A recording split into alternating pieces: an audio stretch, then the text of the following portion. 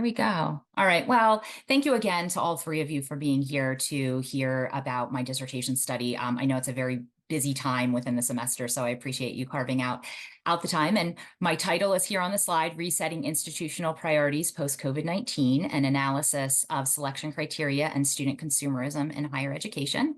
And I'm going to just okay that. All right. And so I wanted to start out today talking a bit about my rationale and significance for this project. About a month ago, I was sitting with my husband and my boys. We were watching March Madness. We're big basketball fans. And I was on my computer. It was about 9:30 at night. I was still doing edits on my chapter 5. And I thought, I need to take a little break here. And I got up and I went and got a fortune cookie from our Chinese takeout. And when I opened it up, I'm like, this is my why. And so you'll see it here up on the screen. I took a snapshot of it. Education's purpose is to replace an empty mind with an open one. And I certainly do not feel as if I came into this program with an empty mind, but definitely an open one. And I started to see the changes in higher education happening all around me. I've been in higher ed for really all of my career, 20 some years now, and knew that the pandemic was going to indefinitely change how it is that we operate and how we practice as higher education institutions. And I was interested, although it seemed as sort of cliche to, talk about COVID and make that my dissertation study. I knew that the implications and the impacts were going to not go away.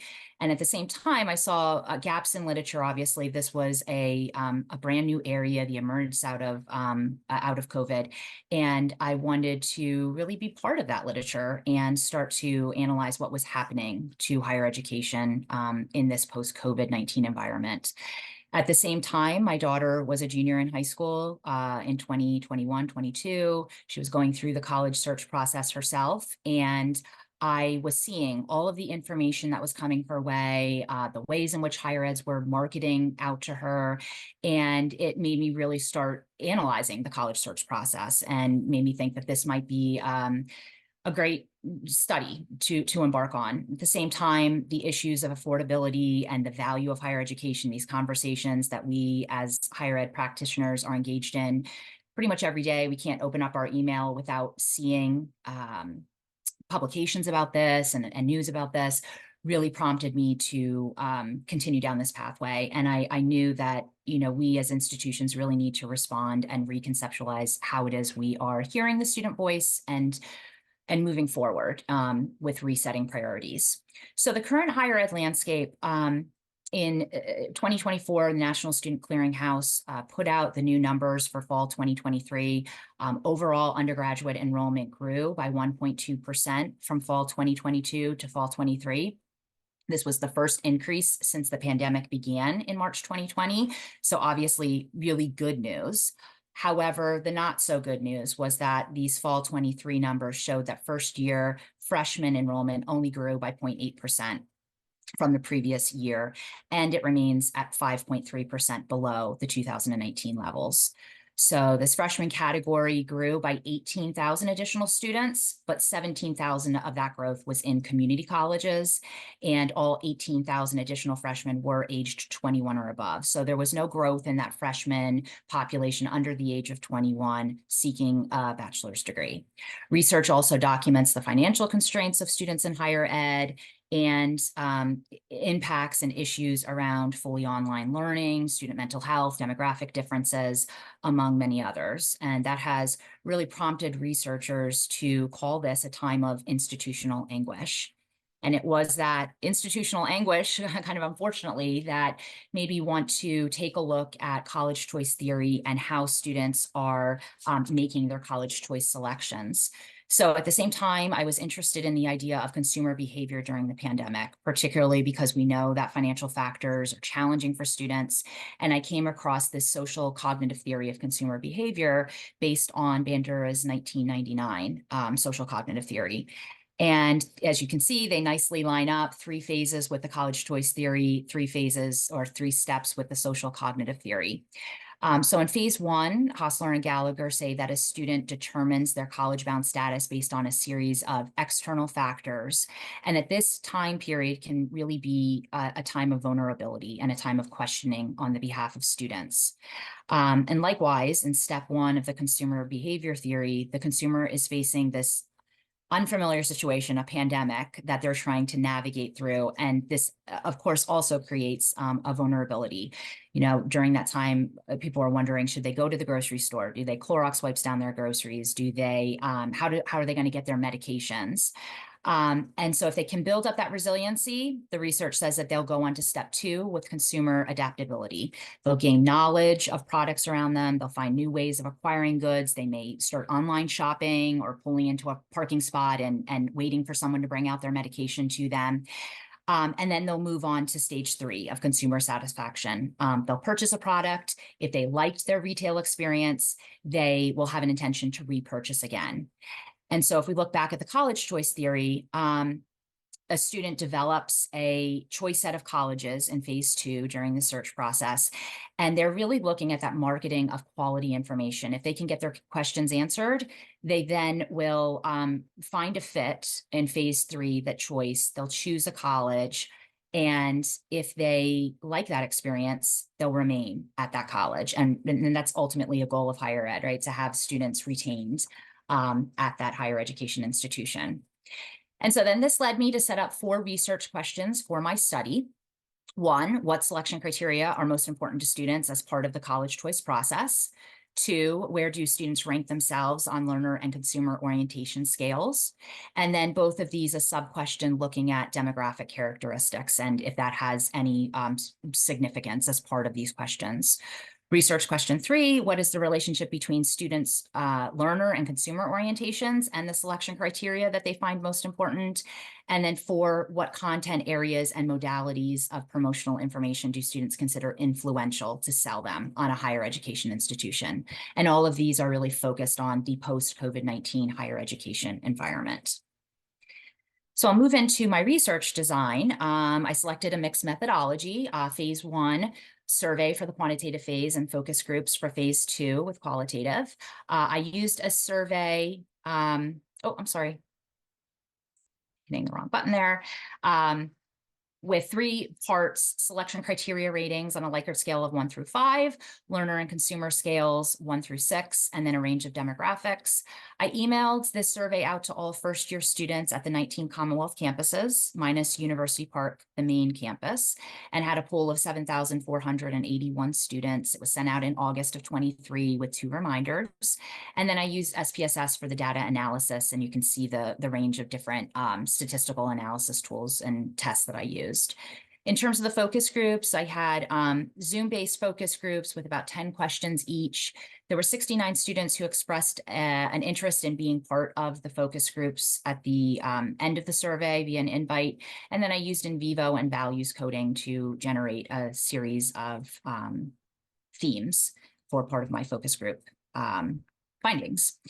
So you'll see here then information about the sample. I was very happy to collect completed surveys from 1,227 students. They really came out for me as part of this project and supported this. There was very similar representation among the sample and the first-year student population. So this included demographic representation, both gender, race, ethnicity, first gen. And there was fantastically representation from all 19 Commonwealth campuses. So you will see on the right-hand side there, that chart that really depicts the survey population and then the total first-year student population at Penn State. In terms of focus groups, 27 students across 5 groups, 11 campuses, and once again, nice demographic representation, race and ethnicity, and gender. So in terms of the overview of my findings, I'll start with research question number 1. This was looking at the importance of selection criteria. This slide shows you all of the selection criteria that were presented to students, and they were asked to rate each of these on a scale of 1 to 5, from least important to most important.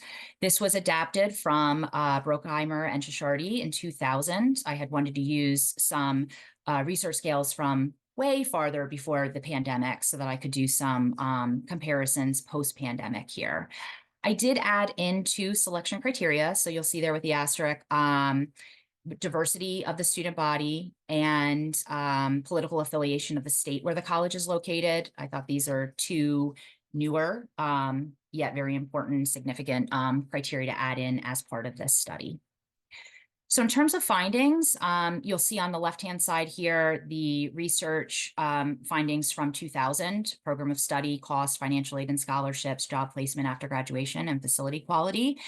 And then my study here in 2023, number 1, again, coming out program of study and major offered, slightly higher mean than they found in 2000. And then the next 2, likelihood of getting a job in a chosen field and faculty's reputation for quality teaching.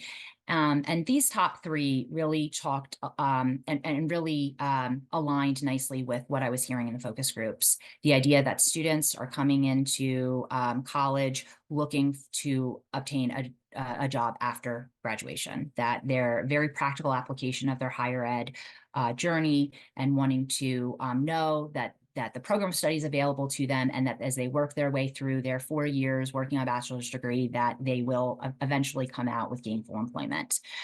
Number 4 and number 6, financial aid and scholarships and the costs, they weren't really surprising. I did expect to find these as part of important selection criteria in this post-COVID world. And then you'll see there the addition of 5 and 7, the campus is located in a safe area, and the safety of campus. We're hearing a lot about this, even very recently this week, about protests on campus. And so not a lot of surprise that it rose to the top, but definitely something that the focus group participants talked about a lot as well. In terms of the demographic findings, you'll see here in blue the areas where there was statistical difference between populations. And I'm showing you an excerpt. There's 27 different variables that I looked at. So these are the ones that I found to be either most pressing or most interesting. You'll see there were a number where females rated these criteria significantly more important than males did. So program of study, likelihood of getting a job, scholarships and financial aid, safety, diversity of the student body. Non-binary students also rated program of study and diversity of the student body significantly more important than male students. And then in terms of gender, you'll see a few areas here where likelihood of getting a job. Middle Eastern students rated this significantly higher than any other race and ethnicity. Black students rated it higher than Asian students. In terms of financial aid and scholarships, Black and Hispanic students found this more important than white and Asian students. Black students also rated safety significantly more important than white students. And Black students found diversity of the student body to be more important than white, Asian, and Hispanic students. There was one surprising finding, I think, among the selection criteria, the friend or relative attended there. As we said at the beginning of this presentation, there is a big we are mentality around Penn State. So I kind of expected that this would be a criterion higher up in importance for students. It was actually the very last one. It ranked number 27. And so that might be an area for future research around alumni. But it was one of the criteria of very few that was rated significantly higher by male students than by female students. And then additionally, there were 4 areas within the focus groups that really stood out to students, the location being close to home. I didn't find this surprising because students were all at Commonwealth campuses, proximity probably close to home already. Financial factors, political affiliation, this sense of belonging and campus culture was really important to students. And then the idea of external green spaces. Students really saying that in the COVID environment, they felt cooped up a lot. And if a college campus could offer them a green space, a lake, a mountain, some walking path, it was something that would be of importance to them to be able to get outside. So research question number 2, a learner orientation and consumer orientation. You'll see the definitions here on screen, pretty much what we would expect a learner or a consumer to be. And these were taken from Bunce et al., who I used their scales in terms of my research. And you'll see here on the screen how, in the aggregate, students aggregated themselves on each of these scales. So I found learner orientation of the sample to be a 4.70. So they're between the medium learner orientation and the high orientation. And then the consumer orientation scale of the sample to be a 3.28. So slightly right of the medium consumer orientation. On the left-hand side, you'll see where students have placed themselves in 2017. Bunce finding a slightly higher learner population and a slightly lower consumer population. I was then interested in looking at breakouts by tendency level. So how do students fall in the no to low, the medium, and the high learner and consumer orientations? And so you'll notice overwhelmingly, students are considering themselves to be high learners within higher education. So 87% of them falling in that category. Consumers, you'll see the wide range there. So 33.5% in the no to low and 63% in the medium to high. There were some significant differences among race and ethnicity. So female and non-binary students were more likely than males to score high on the learner orientation scale. And Asian students were more likely to be in the mid-range on the consumer scale. Black students more likely to score in the high range. There was a lot of supporting data for this idea of student consumerism via the focus groups. So many students think of themselves as consumers in higher education. But I found that they're viewing higher education as an experience, as an investment, and not just a retail product that they're going to buy. They do understand the difference between this, yet they have high expectations for the money that they're spending on their tuition. Particularly, they want to get a job post-graduation. And then many students believe that college staff and faculty owe them something for the tuition that they're spending. So they are expecting that when they come to college, their faculty are showing up on time, that they are going to have a good advising experience, that what they're being taught in the classroom is going to teach them the hard and soft skills that they need to graduate and then be able to get a job in the field that they had studied.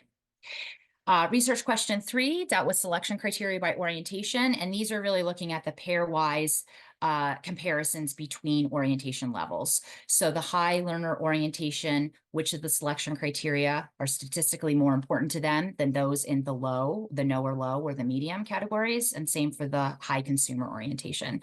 So you'll see here things like faculty's reputation for quality research, transfer credits, diversity being important to those in the high learner orientation group. And then things like getting a job, financial aid and scholarships, the cost, the amount of time that college personnel are willing to assist you being important to those in the high consumer orientation. And then finally, research question number 4, what sells a college to students based on the focus group data? So if we are seeing that students are thinking of themselves with a consumer mindset, the idea of transparency, specificity, accessibility being more important than information quality, really important to students. They're saying they're getting inundated with information from colleges, and they really want very transparent information. What's the graduation rate? What's the retention rate? How do I apply? How do I get scholarships? Personalized promotions, those things where they're receiving something in the mail that has their name on it, that's very welcoming to them. College swag, they love to receive gifts from us, are very impactful. And then finally, they're looking for attention grabbing and really student-centric promotions. So I would say that they're asking for a lot from us. They know that the bar is high. There's a lot of competition out there for them to enroll in many different college choices. And so they're asking us to really step it up and put out information that's going to really grab their attention, and that they're going to be able to see themselves represented as part of the information that's coming out to them. And so all of this then has led me to my implications in future research. I think it is really important to continue to hear and actively use the student voice. These students were very forthright in the focus groups and in the survey in sharing what they think. I think it's really important to recognize that students are both learners and consumers. So we saw that 87% of students see themselves as high learners, but there's also a large percentage, 63%, that are seeing themselves in that medium to high range of consumerism. So while we're very happy that, of course, in higher ed, we want to see them actively learning and thinking about, all of the great things that they can get out of higher ed, they're also looking at their personal experience every day that they come onto our college campuses. I would love to see this research being done for another year with the Commonwealth campuses for some trend analysis. I received a grant through the Northeast Association of IR to do just that. So I'm looking forward to that in the fall.